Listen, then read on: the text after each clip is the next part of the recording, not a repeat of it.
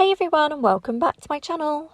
Mary J. Blige dated Cedric Casey Haley from the group Jodeci for 12 years. In the end, she was left with public embarrassment and a lot of pain. Mary J. Blige has always been open about the struggles she has faced in life.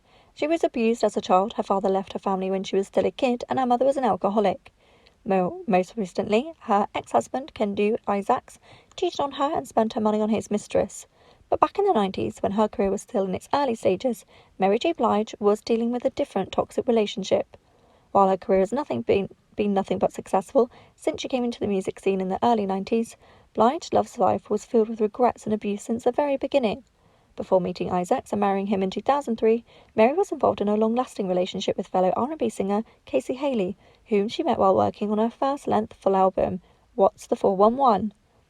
Mary and Casey became a poster couple. They were young, talented, and had thriving careers. Overall, they were allegedly crazy for each other and even shared those feelings with the world in an epic duet, I Don't Want to Do Anything.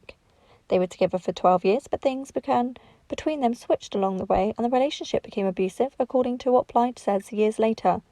The most famous incident took place in London, where Blige and Jodeci would be performing on the same show.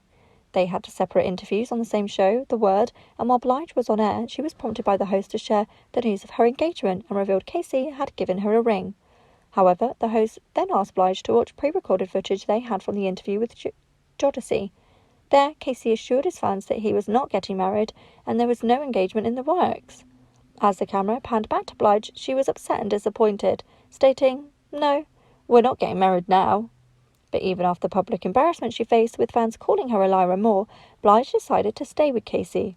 She said in an interview years later, "When I was supposed to let go and I started feeling like, nah, I can't let these women take what I know I worked so hard for, what I cried over every night, and what I actually fought and was abused by."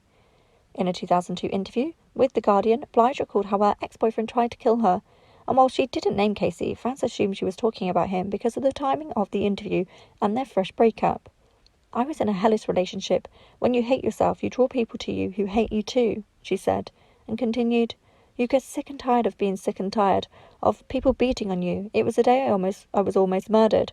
I screamed with all the breath I had left, and my boyfriend physically tried to take me out of this world.